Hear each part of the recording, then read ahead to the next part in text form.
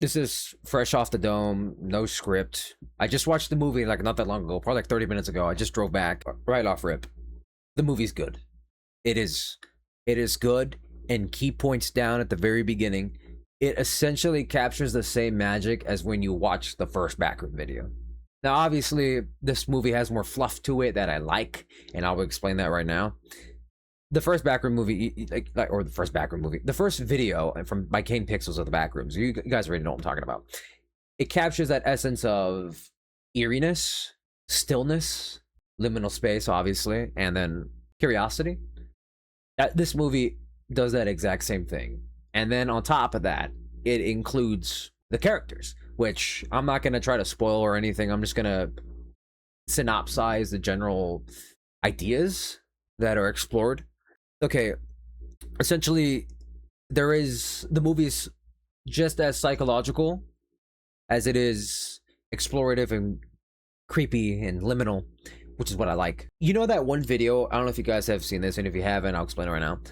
There's a video by Kane Pixels that's about 8 minutes long where after they explore the back rooms, they take out a ceiling tile, and they're just looking at a ceiling tile, and it's the ceiling tile, and on top of that, they also take out a light, and they're examining the light in the ceiling tile for 8 minutes straight. It's just a whole bunch of fluff about the examining of a ceiling tile and the lights and how the label on the light is incorrect. It's that magic. And for those that probably don't understand what I'm trying to convey here, it's essentially that mundaneness, that stillness, that, for lack of a better word here, it's non-essential.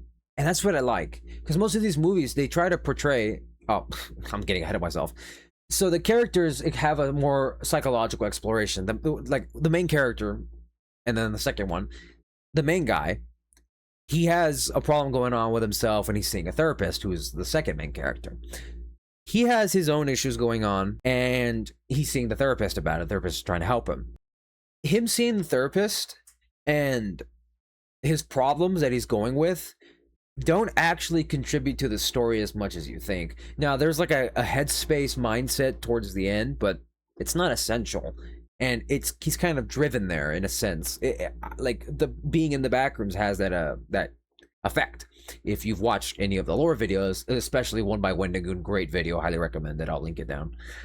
You don't really relate, but you understand the character, and that's what I like that is included in the backrooms. They're not trying to make a story with the characters. It's just their life, stillness, and mundaneness that you don't actually relate to, but you can understand and maybe relate to an extent. But in the grand scheme, it's essentially nothing. And that's what I like. Kane captures that non-essentialness, which is why I say the magic is captured from the beginning, again, in the movie. Now, there is entities in the movie, and they're more not animated, they're more detailed than in the found footages. But it's not a bad inclusion. And if you get the lore, I'm gonna assume these are early still life, if not still life, and still life turns into the entities later on. Maybe I'm wrong. It's always bacteria, still life, and then bacteria, still life, and then like the entities and all that. I think that's how it goes down in the lore. The movie, you feel just as entertained and fulfilled as you do empty.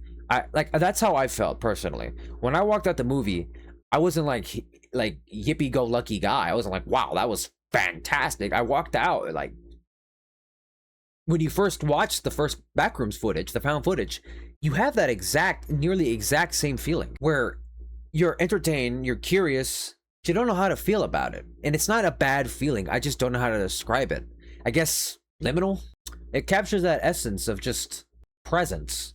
It sounds like I'm throwing a bunch of fluff words in it, but I really can't explain it. It's off the dome. Maybe if I thought about it more, yeah, I can convey it, but I don't like scripts.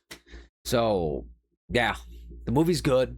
I recommend it. You don't need to watch the found footages, but I would recommend it anyways. And if you want to understand the lore of the backrooms, do watch Kane Pixels, obviously, but check out that Wendigoon video. That's how I felt about the movie.